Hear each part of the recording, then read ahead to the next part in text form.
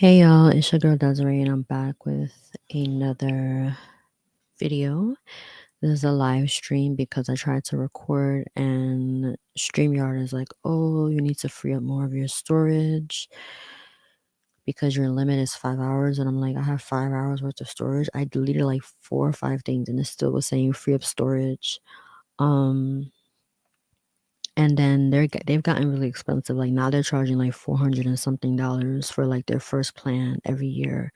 It used to be like half that, which is still kind of expensive. So I'm just gonna give it a little time because y'all know I'm not really consistent on here. So I don't want to spend like almost $450 and then I'm not even really coming on here. So that's why you see the logo. I don't know why my display name is not showing. I just was having some issues on here as well. They've changed some things, so I gotta kind of get used to the changes. But nevertheless, let's just get into the whole topic. I know it's been a while, so I wanted to catch up on the whole Growing Up Unprepared for Womanhood series that I had started. And in this one, we're going to talk about beauty. So basically, let me go to this thing here. Hopefully, y'all can hear me. Let me go back. Um,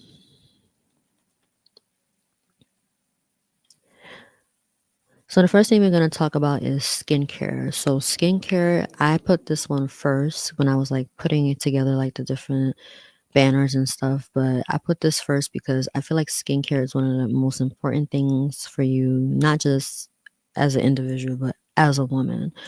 A lot of women focus so much on makeup and all that stuff. And I get it. People like makeup, they like to be creative, they like how they can change themselves and alter different looks. I'm not big on makeup, but I understand why people are. Some people have been doing it since they were young, but I believe that when you have clear skin as a woman, it may not be 100% clear, 100% perfect. Every woman has their flaws. It's not always going to be the case that you're going to have glass skin and your skin is just going to look so amazingly beautiful and clear. No, that's not how it is for every woman. But I always strive to have relatively clear skin. Like people always tell me, "Oh, you have such a nice skin," but then when I look at my skin, I'm like, it could be 10 times better because I just critique myself like that. But yeah, I'm always striving to improve my skincare, and a lot of the part of basically about skincare that people forget is also about your diet, your gut, all that stuff as well. So you can use the 7-step products and 7-step routine, 10-step routine, which I don't do. I don't have time for that. I don't have the patience for it. If it works for you, great. Also, it's expensive. I'm not going to buy 7 different products. That's insane. It also takes up a lot of space. But a lot of it is diet and your gut. A lot of us have unhealthy guts. We have leaky gut. We are not releasing waste as much as we should. We're eating unhealthy things, especially things like dairy that can really clog the body. It can increase mucus in the body, all type of different things going on. Of course, everybody's body is different, but on average, a lot of women have benefited from getting rid of dairy in their diet. They have benefited from not just drinking more water, but also exercising more, staying more active, losing weight, and also basically cleansing, right? Cleansing is something that I try to do often, and I'm talking about internal cleansing because you can cleanse your face all day long, but if the inside is unclean, then it's going to come out in your skin. And drinking more water is not always effective because there's people who drink more water than me and they have worse skin than I do. So I think that it's more than just drinking water. So skincare is very important.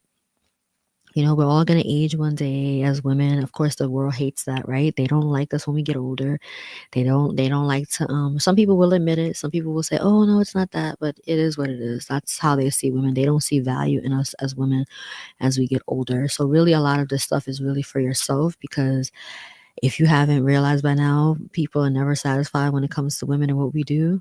So really your skincare and your overall beauty should be for yourself. I'm not saying that there's no benefit when it comes to dating, there's no benefit. When it comes to the workplace, yes, you're going to have benefits. How you look, how you feel, and all that is going to have an effect on the experiences and opportunities that you have in life. So that is a fact, but it needs to also be something that you're doing for your own health and for yourself. So skincare is important because our skin is our protective barrier. And oh yeah, and when I say skincare too, something that I need to work on is also the skincare on my actual body as well. Like I need to work on exfoliating my skin more. And I want to get back into, because when I was growing up, like my grandma used to always make me soak in the bathtub. So I want to get into doing that again, like just sitting and soaking, even if it's just 3 times a week, just sitting and soaking in the bathtub. It's very important, and it really cleanses, especially if you're sitting in a nice hot bath. It really cleanses and detox, especially if you put like the right oils and the right things in there, and you can sweat, because I don't sweat easily, so it's good to sweat and really release toxins, and it's also relaxing. So I really want to get into that as well, because skincare is not just our face, it's also our neck, it's our back, it's our arms and our legs, it's our whole body. So I think that we need to do when I say we, I'm speaking about women like myself who may not have been raised to understand skincare. Like I was raised on how to like wash my body and wash my face, but I wasn't raised on like, toner and this and that and serum. Like there's a lot of stuff I still don't know because I don't use a whole bunch of different products. But I've learned about things along the way by hearing people talking about it, seeing people show products online, reading about skincare, trying things through trial and error.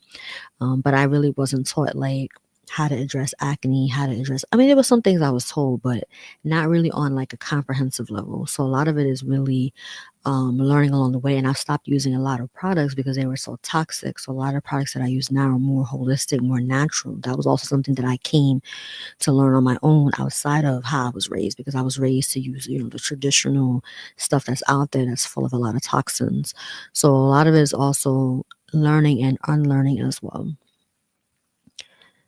So another thing is doing your hair. So I may have talked about this in the main video when I was talking about like growing up unprepared for womanhood, but doing your hair, like that's a big one, especially like if you have certain type of textured hair. I'm not saying that if you have a looser textured hair, you automatically know how to do your hair. No, because there are people who go to the salon, they have straight hair. So I'm not saying just because somebody has looser textured hair, they know how to do it. But there's a lot more like products out there for them. There's a lot more resources. Some women can literally just do a wash and go about their day. I don't have that hair type to really do that. So now that I have my locks, it really has helped because my maintenance has gone down tremendously. But I do want to learn how to do more with my hair because I've been struggling like with dryness and stuff like that, especially like in the wintertime. So it's been a challenge. That was always a challenge for me with my hair, no matter if I was loose, natural, relaxed, locks, like no matter what it was, like I always struggled with dry hair. So it's something that I'm really trying to learn because it is important to keep your hair moisturized. And when you have 4C coarse kinky hair and you have a lot of it like I do, it's really challenging to um yeah, and I think I have low porosity hair as well. So it's really hard for things to penetrate my hair. Like once it gets in, it gets in. But I think that that's been a challenge. And not only is it healthier for your hair to be moisturized because it minimizes breakage, but it also looks nice. It looks more vibrant. It looks more, has more life to it when it's moisturized, and it looks, you know, it has some vivam to it. It doesn't look dry and brittle. So I think that that's something that I want to learn, not just for the health of my hair, but also for the aesthetics of it. And once again, like I mentioned in that main video, I wasn't raised, to know how to do my hair. So when people say, well, how could you not do your own hair? It grows out of your head. It's very ignorant because it's like just because somebody has had a certain type of hair, or just because they've had certain type of skin, or they've had certain type of body type or whatever, it doesn't mean that they automatically know how to dress. They automatically know how to do their hair. They automatically know how to do their makeup. They automatically know how to take care of this and take care of that. Like that's not how life works. If that was the case, then everybody would know how to do everything that they need to do when it comes to their body. And that's not the case. And even when you do know it, there's always room to learn more, right? There's always things to unlearn because, like I said, a lot of these products out here are toxic.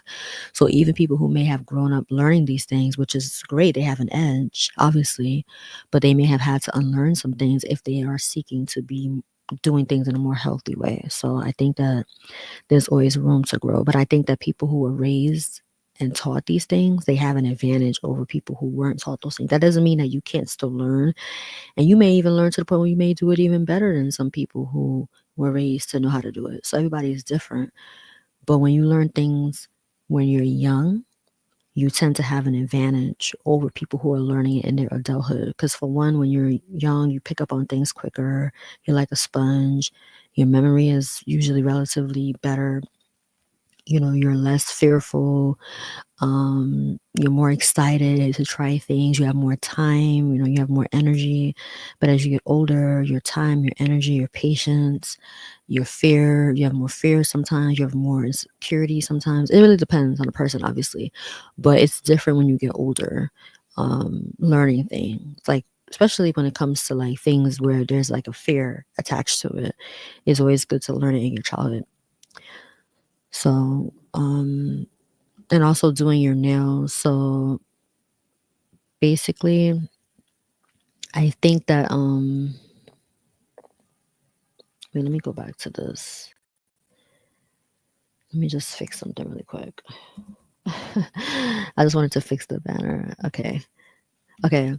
So I talked about that briefly as well, but doing your nails, for me, I just think that like my nails are just sensitive. Like I've tried everything. I mentioned in the other video, the main one about growing up unprepared for womanhood, I mentioned that I was gonna try like the press on stuff. I tried that and my nails got damaged. And I literally didn't even use glue.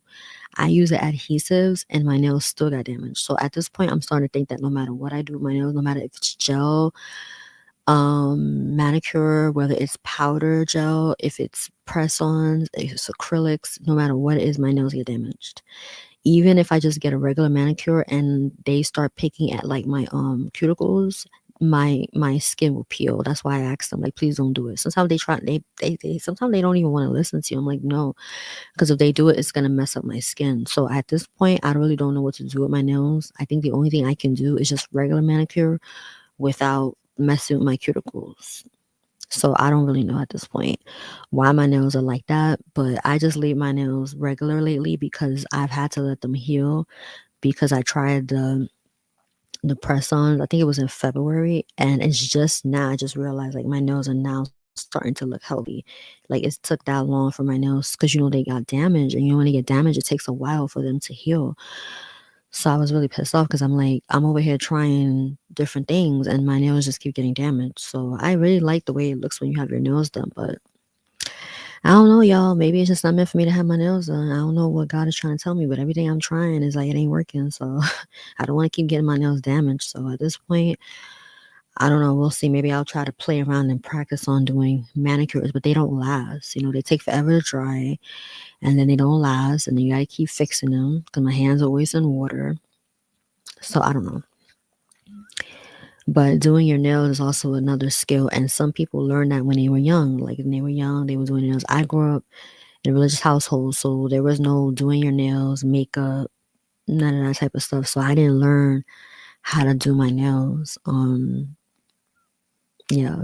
And not everybody knows how to do nails. Like it's a skill. Like when you know how to do them really, really well and you look nice and clean and neat, like you went to the salon. Some people couldn't even do designs. They know how to like um even do like the artificial nails. Like some people are really, really good. They have the whole kit and everything, but that's not everybody's skill. Like and not everybody can do that. At least not as good as a salon. Like if I'm gonna do artificial nails, I like when they looks like I went to the salon. That's just my thing. But hey, same thing with my hair. I don't want to walk around my head looking crazy. I want my hair to look nice, neat. It don't have to be perfect because I have locks, and sometimes my hair looks kind of messy or whatever in between retwists. But when I get a retwist, I want it to look like I got a retwist. I don't want it to look like I didn't even get my hair done. And that's what happens when I do it myself. It looks like I didn't even get it done. Along with potential breakage. So that's why I get it done in a salon because I'm not really. And the thing is, when you're practicing on your own hair, like I said, not only does it not look good, but it also starts to break. So now I'm running the risk of my hair falling out and breaking. That's what happened when I had a relaxer. And my stylist at the time was like, "Wow, did you wash your hair?" She was like, "Please don't do that," because my hair was literally like falling out. So that's another thing that people don't tell you about, like trying like your nails and your hair and your skincare. Like there's like a trial and error, but you have to be willing to also potentially damage your skin, potentially damage your nails, potentially damage your hair. So you have to be careful. You have to really kind of know what you're doing, especially if you're going to be using chemicals and stuff. So everything is not for DIY. You have to really be careful because you could really destroy. Like some people have ended up with chemical burns because they're trying to like do these chemical peels on their own. Some people try, oh yeah, I didn't add that to hair as well, but like waxing and all that other stuff. Like some people try to like do all that stuff too and they hurt themselves. So you do have to be careful. Like I'm not saying don't try to do these things on your own, but you do need to do your research and you need to kind of like be prepared for the trial and error because for most people it's gonna come with that, you know. So that's just my thoughts. But when it comes to my hair, like I've spent so much time and money in improving my hair and getting it to where it is. So I really don't want to damage it at this point. You know, like my nails, I don't want to damage my nails either, but I'm willing to like experiment a little bit more with that. Skincare, I'm also hesitant because that's my skin, that's my face. I don't want to just be doing anything to my face and now my face is flared up. I have acne everywhere, or God forbid, like my skin is peeling, I'm bleeding because I put the too harsh of stuff on my face. So I'm really funny about what I put on my skin because your skin, like I mentioned earlier, is your protective barrier. So you do have to be careful. The next thing is like fashion and accessories. So that's another thing that sometimes you're not prepared as a woman. Like growing up, nobody really taught you how to dress. I know for me, I wasn't taught how to dress. I went to like religious school, so we always used to like wear uniforms. So there was never really a need to, I guess, teach me how to dress. And none of the women in my family are like into fashion. So it wasn't like they were going to be able to teach me something that they didn't know. I think if I grew up with my mom, I think I would have probably knew fashion more because she was more into that. I remember my mom like getting like these French buns, you know, like back in the days in the 90s when women had like those French buns and they had like the gold pins in their hair and all. My mom used to do a French twist, all that. And she used to like, I don't remember if I remember her wearing makeup, but I think I used to sometimes see her wear like lipstick, or she would like, but she was into like fashion. She wasn't like a fashionista, but she was into fashion, looking nice, whatever. So I feel like if I was raised by her, I probably would have learned more about like doing like how to dress, stuff like that. But yeah, I wasn't raised and taught how to dress. So like I used to dress crazy. And I'm not saying that like the way I dress now is the best, but I think it's better than the way I used to dress. And for me, it's a challenge. I mentioned this in the main video, growing up unprepared for womanhood, like learning about that. That is hard, like when you're so thin, like me being so small, and then like me being large chested and or busty, whatever you want to call it. Because a lot of clothes out there just don't fit me. They're either too big on me because most women are much bigger than me, and then if I do find my size, then the chest part may not fit because I'm busty. So I have to find something that is going to deal with the fact that I'm busty, but also not be so big on me to the point where now I'm drowning in the clothes. And some of my shirts that I have, they're so big. Like they're supposed to be technically extra small, but I'm like, why is the shirt like down to almost my thighs? Like it's ridiculous. Like even if I was 150 pounds, that would mean that the shirt would still be big on me. It wouldn't be big on me as far as like body, like as far as like my body width, it would probably fit me more snug, but it would still be too long on me. So I'm like, why is it so big? It's extra small. So it's just kind of weird how, or maybe it's for somebody who's tall, who's extra small, but it's not for somebody who's short. So that's another thing too. You could be skinny and tall, but if you're skinny and short, then sometimes things are too long on you. So I might find a skirt that is fine for me and the waist is real tiny, but then the skirt is too long. So then I got to go get it hemmed. And then if you go to a store where maybe they have skirts for petite, then the skirt is too short because they're making it to be shorter for somebody who's short, but then it's like way above. Like I personally like my skirts to be like not too short. So now it's too short on me. So I'm like, oh, great. So now it fits my waist, but it's too short. So it's just like this constant battle of like trying to find clothes that fit you properly. That's the first challenge. And then also the second challenge is finding clothes that look good for your body type. So if you're pear shaped, you might be able to find things that kind of fit your shape, But then if you're like me, where you don't really have a lot of shape on the bottom, then you have to like kind of like play around with your clothes so that you don't look kind of like disproportionate.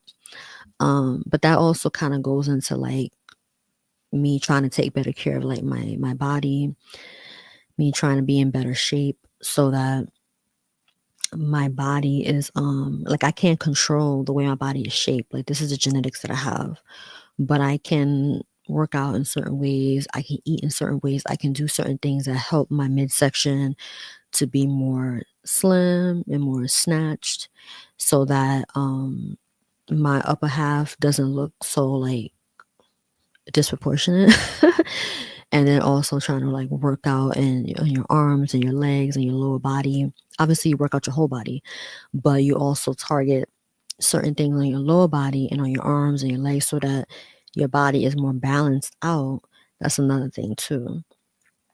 Um, but I think women who have like an hourglass shape or pear shape, they tend to have an easier time being able to have clothes look nice on them. But it depends because if you are a woman who is pear shaped, like let's just say, for example, I had the opposite body where instead of like being real skinny and busty, I was real skinny like I am now, but I had a big booty. Then I would run the risk of the opposite issue. So now the tops are fine. I can wear these tiny little tops because I don't really have the boobs. But then now when I'm trying to like find like skirts or whatever, they may fit me because the waist is small, but now my butt won't fit or it looks too tight around the butt area or it's showing too much. You know what I mean? So now it's the opposite problem. So that's what I'm saying. Like a lot of times that's the challenge. Or even if a woman is curvy, like I've seen women who are very, very curvy and their waist is tiny. So then they have a hard time with pants or even skirts too, because like their butt is so big, but then their waist is so tiny. So then they have like this big gap. So then they got to get the skirt or the pants, whatever, taken in so that it could fit like their butt and their hips and stuff, but then it won't be so loose around their waist. So it's just a matter of playing around with different clothes, brands. And unfortunately, sometimes you have to spend extra money and get stuff altered. And that's also why I want to get back into learning how to do that stuff myself because you can save some money. Just altering things yourself instead of like having to always run to the dry cleaners every single time, the alteration place every single time to alter this, to alter that, to alter that. Because unfortunately, there's so many things I have to alter because, like I said, a lot of stuff in the store is just not designed for women my size. Most women are much bigger than me. So a lot of things are just not going to fit. And it just is what it is. It sucks, but it is what it is. Um, but learning how to dress for your body type, learning how to put different colors and stuff together, learn how to put different patterns together with other clothes. Um, and then also for me, I try to buy like more holistic fabrics like cotton modal, tencel, linen. Like I try not to buy like polyester. It's not always easy. Sometimes some of the things that I sleep with, like pants and stuff, they may have polyester. But as far as like shirts and stuff, I always try to like avoid polyester. Um, and I'm trying to like slowly move away from that more and more because it's really not a healthy fabric. So yeah, and sometimes some of the nice outfits that they have out there is polyester. So I like don't get to wear some of the outfits that I like that are seem like cute because I don't want to wear that fabric for various reasons. So it's a challenge, but it's just learning like what works for you and like I said, learning about the different brands out there. And I'm not really big on shopping these days. Like I have a lot of other priorities that are far more important to me. But I do from time to time buy stuff because a lot of times like I need enough clothes for work. And being that we can't wash clothes at home, we have to go outside. I have to make sure that I have enough clothes because it's no guarantee I'm going to be able to go every week to the laundromat. So I need to have at least like 2 weeks of clothes before I can then go to the laundromat. So I don't really buy a lot of stuff like I said, like I used to. I've been cutting back a lot on that because it's not a priority. But I have learned a lot and I have seen like what things look better on me than other things. Like certain colors look better on me too. Like I think burgundy looks nice on me. Green looks nice on me. Like when I say green, I mean like dark green. Black looks nice on me. Um, certain like dark pinks. Brown looks nice on me. Um, white does too, depending on what it is. Um, but I know like when you are large chested, I've learned that like sometimes darker colors are better on top because darker colors make you look more slim, which is why some people who are overweight they'll wear like darker colors. So that's a tip for people who may struggle with being overweight or obese and they don't want to look as big. Wear dark colors, but dark colors are like for me, it makes me look even more slim. So I don't know if that's a good thing. Being I'm already so thin, but I like wearing dark colors on top, as you can see in the picture, and right that you can see a picture in here. This is when I was in St. Louis last month, but I like it because it doesn't make my boobs look so huge. Because like if I put on like I used to wear like pinks because I like those colors sometimes. Like I used to wear like pinks or white on top, and then my boobs would just look so huge, and I just couldn't understand. I'm like, I look like a cow. Like I don't understand why my boobs just look so humongous. And I realized it was the colors, like, 'cause when I would put on, like, the same exact shirt, but in black, it would obviously, they still look big. I can't control when my chest looks so big. It just is what it is. They are big. And not only are they huge, but I'm tiny, right? So that makes it even more obvious. But when I wear white or pink or any pastel colors on top, forget it. They look humongous. So I don't even wear, and it brings too much attention to my chest in public. Or if I like post a picture online, I'm like, whoa, my chest looks humongous. So I just prefer black or burgundy or something that's a darker color. And that kind of sucks because in the summertime it gets really hot, but I just don't like how it looks. Maybe if I like wore like a different style, like a white top, but it was a different style. Well, that is true. If I do wear white and I wear like a loose blouse or like a loose shirt with like a camisole underneath, it actually doesn't look that bad. Yeah, actually, now that I'm thinking about it, it really depends on the type of shirt. If it's a snug shirt, then it will look really, really big. But if it's like a loose shirt and I wear like a camisole or something under it, it's not that bad. I usually always wear camisoles under my shirts because I don't always want my cleavage popping out. And sometimes you might lean over or bend over or do something or drop something and trying to get something up. And before you know it, like your cleavage has popped out. Or maybe even something else has popped out if you're not careful. So I just like as much coverage as I can get because yeah, and I don't like the attention too much. Like when I was younger, like sometimes I used to wear cleavage shirts, but once I got to like the age of like my mid-20s or whatever, I was just like, yeah, because I don't like how some guys they just get so perverted. Like I don't I get it. You look, you see them, especially like I said, because I'm so tiny. So sometimes guys will look, even women will look, and I could tell they're looking like, man, goodness dang, like she got a lot of chest. So I don't mind like people looking because I get it. They're gonna look. That's the same thing. If I had like a big butt, they're gonna look. But it's just the staring and the inappropriate comments. That's the part that pisses me off, and that's why I prefer to just wear a camisole and just cover up my cleavage because I don't want to deal with the nasty comments. Like I said, I don't mind if somebody's looking because like I get it. They're gonna look.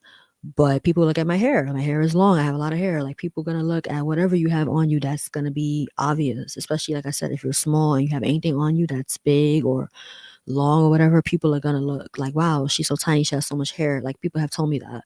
So because of that, they look at my hair. People ask me about my hair, even strangers. Same thing with my boobs. They're gonna look because they're like, oh, she's so small, she has such big boobs. They may not say that to me in public, but I've had people who know me say that. So I know that when people are looking in public, that's probably what they're thinking too. So I don't get mad at that. I just get mad at the inappropriate comments and the staring. It's like, okay, sir, like you can stop staring at my boobs now. So because of that, I'll just wear my camisole. And that's why I don't like wearing the white tops that are snug, the pink tops that are snug, because they're gonna make my boobs look even bigger than they already are. And I'm just not even trying to bring that type of attention because then all of a sudden here comes some guy. Hey baby girl, what's your name? You wanna be friends or whatever stupid stuff they say. Like, no, I don't want to be friends because I already know what friends means and I'm not interested. Anyways, I'm gonna get to the last one and wrap this up. But makeup is the last one. I also didn't grow up doing makeup because when you grow up in a religious home, depending on the type of religious home you grew up in, a lot of times you may not do makeup. So I didn't grow up learning how to do makeup because that wasn't something that was worn in the home. So I don't really know how to do makeup. Like if I had to do like a basic face, I would know how to do it. Like I can go into Sephora And I may not know my shade in a lot of different brands, but I can go there and kind of test it out, have somebody else help me, but I can also do it myself and just kind of test the different shades and kind of blend it up. Like, okay, that kind of works for me. I know how to pick up the foundation, the concealer, the mascara, the eyeliner, the powder, the setting spray. I know I need hydrating because my skin is dry. I need a dewy foundation because my skin is dry. Like I need a good primer that has good moisture in it because I have dry skin. So these things I know. And I kind of know how to like, and I've also learned about like, oh yeah, eyeshadow. Like I know what kind of like colors look nice on my eyes. And I have like a lot of eyelid. Like I've had makeup artists say that to me too. Like, wow, you have like a lot of eyelid. You know, some people like their eyes, their eyelids. I don't know how to explain it. I should have like maybe another time I'll show a picture. But you know, some people like their eyes are completely open, so they don't really have like their eyelids don't really show. And you have other people like their eyelids only show a little bit.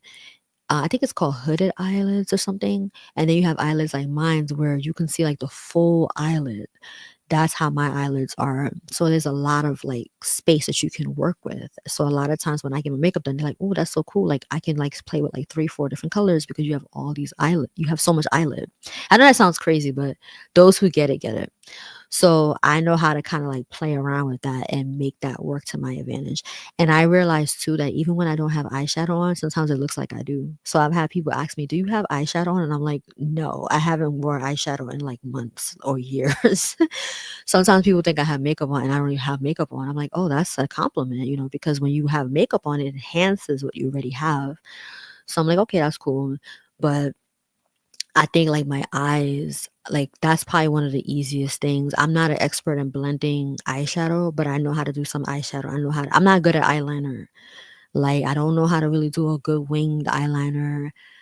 I'm not good at lashes. So I would probably rather just get my lashes done. And I have very curly lashes. So I have a hard time putting on falsies. And when I got my lashes done, like I think it was like 2 years ago or so for my birthday, because I don't think I didn't do it last year. I think it was the year before, and the lady told me, she was like, "Yeah, I understand why you have a hard time doing your lashes because you have very curly lashes." So she was saying it's good for you to do individual lashes because your eyelashes are so curly because they just curl up, you know? So because of that, so I was like, "Oh, I know I'm not crazy," because I was like, "Why am I having such a hard time putting them on? They keep getting stuck to my lashes no matter what I do." And I was talking to one of my friend's sister about that, and she was like, "I totally get what you mean because I have the same issue as well." So then when I went to the place to get my lashes done and they said that, I was like, "Okay, now I know that I'm not crazy because I know I'm not good at lashes." But I realized that it's not just because I'm not good at them, it's also because of the kind of lashes that I have. So that's why, like I say, like a lot of it is trial and error. And if you hadn't learned how to do these things from when you were young and the women in your life didn't teach you these things, and now you're older, like it's gonna take you time to learn. And a lot of women don't even bother because it gets frustrating because like I said, it takes a lot of time, effort, energy, it takes money, it takes patience, and everybody doesn't always have the patience, the time, the energy to do that when they're older. When you're young, like a teenager or in junior high, whatever, of course you're gonna want to play around with your makeup and try different things. You have a lot more time and energy and patience to do these things. But when you get older, especially if you have kids and all the other stuff going on, or you're working, you're in college, now your time and your energy and your patience is limited. Now, some women, even though they have all those things going on, they still make time to do their makeup. So I'm not saying that it's an excuse or that some women still don't do it. I'm just speaking for myself because I didn't learn. I just don't always have the patience. And I cannot stand when I spend like an hour doing my makeup just for it to look crazy. And now you gotta wipe all this. And I understand it's a part of the learning process. You know, it's the same thing with cooking. I was actually suggested to talk about cooking as well when it comes to growing up unprepared for womanhood. So maybe I'll consider that. I just was kind of funny about cooking because I feel like that's something that's expected of women. You're supposed to know how to cook because you're a woman. And I didn't want to feed into that like misogyny. And I'm not saying there's anything wrong with women being able to cook. I think that's a great thing. Yeah, I like being able to know how to make things. And I like being able to say, "Oh, I made it." And I've been learning a lot of new things lately, which has been exciting.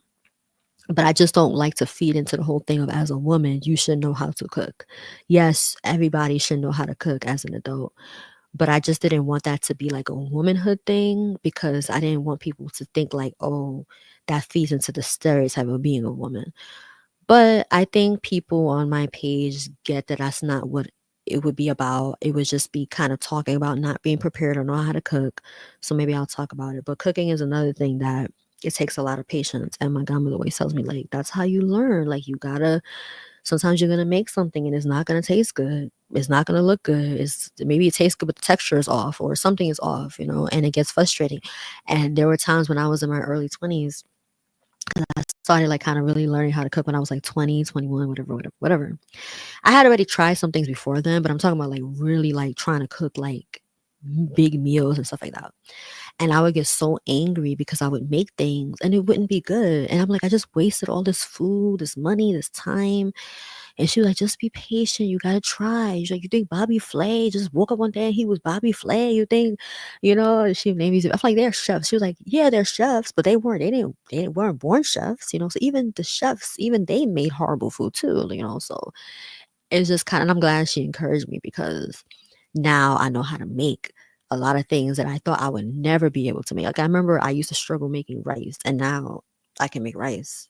Like it's like it comes second nature to me. I know how to make brown rice. I know how to make red rice, wild rice, white rice, like different types of rice. I know how to make quinoa, millet, buckwheat. I know how to make all these different things where you have to add water. And I can go down another video of the different things that I know how to make. But a lot of it was through trial and error, and I didn't grow up. And some of these things, like the cooking thing, is a little different because my grandma and my great grandmother, they cooked a lot, so that's a little different. But as far as um the skincare, which we already talked about, doing your hair, doing your nails, fashion, accessories, and makeup, all those things under the umbrella of beauty, I was not taught growing up how to do. Like I said, with skincare, yes, I was taught how to clean my face, how to clean my body. Those things I was taught, but then there were like intricate details that I wasn't taught, like how to address if this issue comes up, then what do you do?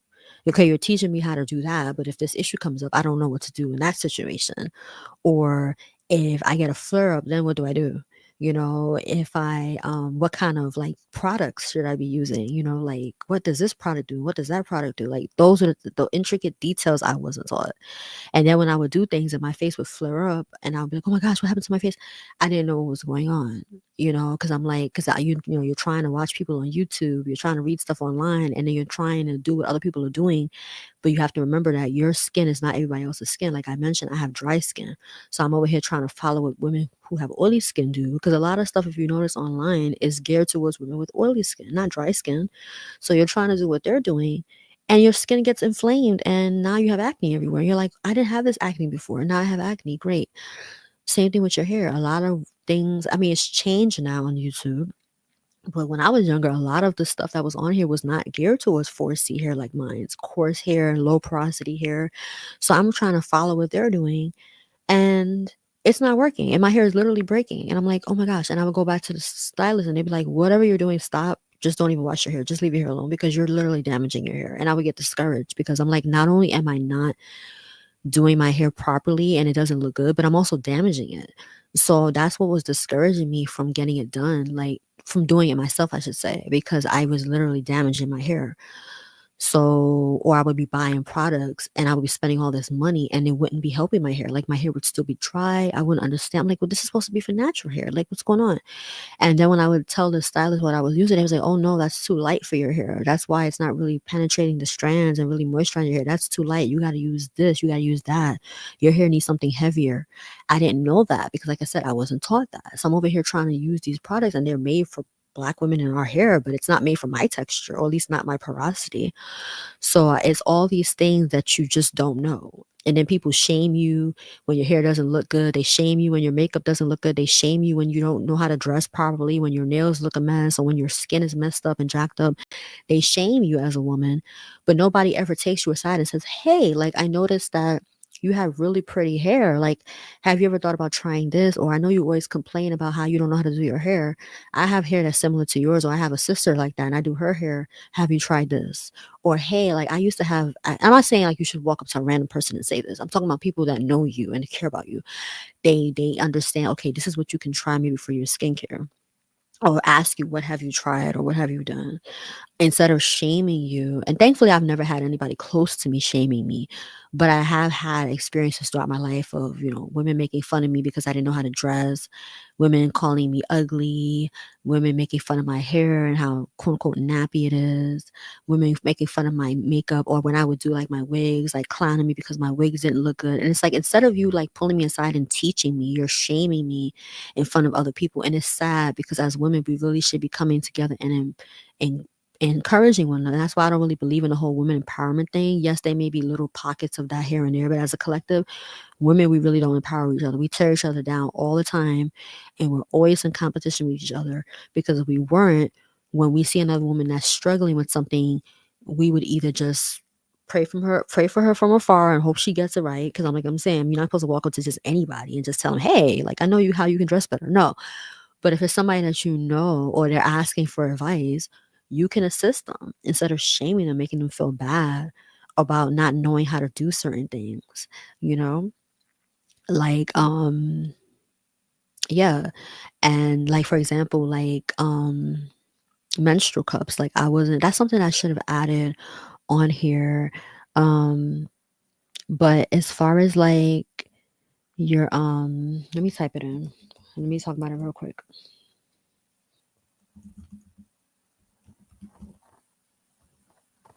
Wait,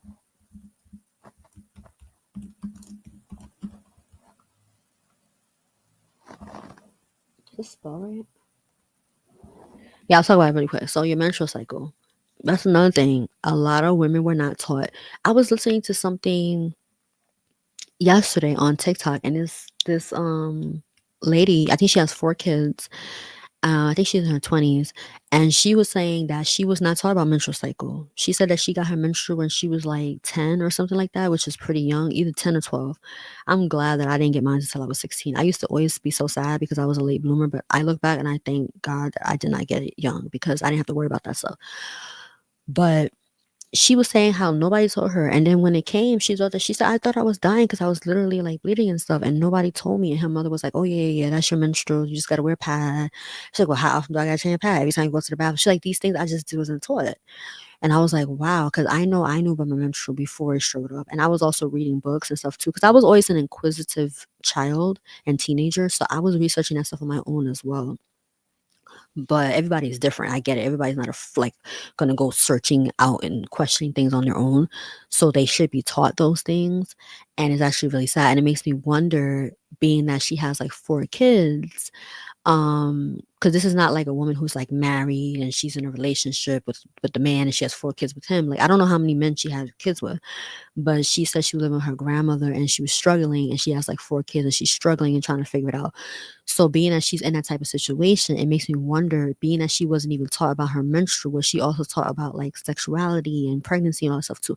Because all of that kind of like, I'm not saying that they're always hand in hand, because you can have your menstrual and be a virgin. But if you're not even taught about your menstrual, you're probably not even talked about sex either, So I wouldn't be surprised. And it's easy to kind of shame women and say, oh, look at her. She got 5 kids. She got 7 kids. She got 6 kids with all these different guys.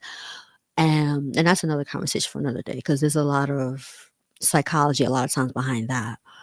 But if you're not even taught about your menstrual cycle, which is one of the first things you should be taught when you're old enough to understand that, then I'm sure you probably weren't taught about sexuality, about protection, condoms, birth control, all of that stuff. I highly doubt it. I highly doubt it. And that's just really, really sad, because now you're stuck with 4 kids, 6 kids, 7 kids, and you're not in a relationship, and you have to live with your grandmother or your mom and be struggling, scrapping money together, trying to make it happen. And that's just really sad that there's women who have to struggle with that because they just weren't taught. Um, yeah, so your menstrual cycle is important too, because hygiene. Oh, and that's what I wanted to say, menstrual cups. So I really didn't want this live to be so long, but It is what it is. So menstrual cups, I found out about maybe like, was it like 10 years ago or something like that? It has to have been at least 10 years now since I've been using menstrual cups, or a little over 10 years. And unfortunately for me, menstrual cups still leak. I tried multiple brands and it still leaks. I've stuck with, I think, the Salt brand, and I think that's the one that works the best for me as far as comfortability. But because of the way my cervix is positioned, it's very difficult for me to get it not to leak. I've also tried the menstrual discs, thinking that that would be better. And that one, you have to kind of put it higher up and you have to kind of put it behind your pelvic bone. And that one is kind of hard for me because, once again, because of the positioning of my cervix, it gets really hard for me to get it up in there. And it still leaks. I think it was leaking a little less. So I have to try it again. I haven't tried it in a long time because it was just so much work to try to get it up under there and just get it behind that pelvic bone and push it up and then trying to get it out. I know it sounds crazy, but if you know, you know. But it works for some women. They don't have any leakage. They can go swimming. Shout out to those women who got regular cervixes. Unfortunately, I had to be the one who had the complicated body. I was told that not too long ago because I was in a holistic program and getting my vitals and stuff checked. And I was told, he was like, "You a tough cookie. You have an interesting, unique body." He's like, "But that's not a bad thing. It's just your body is very interesting and unique." And I was like, "Yeah, I know that. It's very unique." But yeah, it works for some women and they can use a measure cup. They don't got no leakage. They can go swimming, they can go running, they can go horseback riding, they can go to bed and wake up, no leakage. They're good. They don't gotta wear a pad. Me, I gotta still wear a pad or something because if I don't, I will have an accident. So I still wear it because it helps and I don't have to use as many pads. I don't like using pads because it's unsanitary for me. I don't like it. And then I also don't like what it does to the environment because you got to throw the pads away. So I don't really like that. And they get expensive too because I use like the natural pads. I don't have like chlorine and all that harsh chemicals in it. So it gets expensive to buy those pads. I need to try to like do the FSA and all that kind of stuff through my job because I think they have it and you can get like reimbursed for the pads and the menstrual stuff that you use. So I need to try to see if I can set that up because it's like I said, it's very expensive. Women, we spend so much money. We spend hundreds and hundreds of dollars a year on menstrual stuff. So we should be reimbursed for it. Um but yeah, if you weren't taught about your menstrual cycle, it's important to do your research and to ask questions. And there are books out there. I have a book. Um, Maybe I'll talk about it another time. But I have a book that talks about the whole reproductive system as a woman, your menstrual cycle. It talks about pregnancy. It talks about the male reproductive system and the different parts of their, what my grandmother would call it, plumbing, outdoor plumbing. And it's interesting, right? Because it's important to learn about men's anatomy as well, even if you're not even active. But why not? Why not learn about their anatomy? You have men in your family, they may have prostate issues, you never know, right? So at least when you're learning about these things, you understand it better because you know the male anatomy, at least on a basic level. So it's important to learn. And men should be learning about women's anatomy too. A lot of men don't know about women's anatomy. They always want to be up beside some women, but they don't know the basic things about women's anatomy, which is so weird. You would think that if they are so obsessed with being intimate, they would be obsessed with knowing how it works too. Anyways, let me be nice. Um, so that's that. I hope that this live has been helpful. It was not really planned. I just felt like coming on here and talking about beauty and um how some of us women were just not, we were just not prepared for these type of things. And women who are young now, they have so much advantage, you know, because the internet is vast, you know. And if you have any questions, if you're young, if you're, you know, you're a teenager, or obviously with permission from your parents, you shouldn't just be talking to strangers, but you can always leave a comment and ask questions. I'm not an expert, so don't ask me like, "Oh, how can I do a wing liner?" No, I already said I don't know how to do a wing liner. But whatever I do know, or if I don't know, I can send you to other people online who know better than I do about how to do some of these things, and I can point you to the right resources. But don't be afraid to ask. Like, I've seen women in their 40s giving advice to women in their 30s or their 20s, like, and it's like, that's so cool because it's like, they've been on this earth longer than us and they know things that we don't know. So I think that it's important as a woman when you're in your 30s to give advice to women in their 20s, women or even just girls who are 16, 17 coming into their womanhood, and just encouraging them, just for them to know, like, it's okay if you don't know how to do your hair, your makeup, your nails, you don't know how to do your skincare, nobody taught you. Don't feel ashamed because a lot of us wasn't taught. And some of these women like to get online and use that as a cautionary tale. They like to make fun of women who weren't taught these things. And, oh, that's why they're bitter. That's why they're jealous because they weren't taught these things and we were. And we know how to use our pretty privilege. You know how they do. They like to, instead of, like, once again, like I said, instead of women encouraging one another and being, encouraging one another and or just not saying anything at all, right? We always seeking to tear each other down. It's really, really sad. But you go wherever there is, I feel like there's always going to be women that are going to come into your life if you're receptive, and they're going to, obviously not women who are trying to, like, control you or shame you, but women who genuinely want to see you win. um they're gonna come into your life and try to speak stuff into you. I've even had women at work like, hey, make sure you talk to them about this, make sure you speak about that, make sure you do this, make sure you do that, make sure you be careful about this. Like, they're trying to speak that into your ear because maybe they see that you're not going to be as confident in that area, or you may not speak up as much in that area, or maybe you're going about things in the wrong way, or you're not paying attention to certain things, and they want to put you up on game so that so that you're not 10 steps behind and you're able to move forward. And you always have to be grateful for those type of women, because and the women who are doing it without expecting anything in return. Because I've had women try to help me and I was so grateful, like, oh, she's teaching me about my hair, or she's putting me on to this.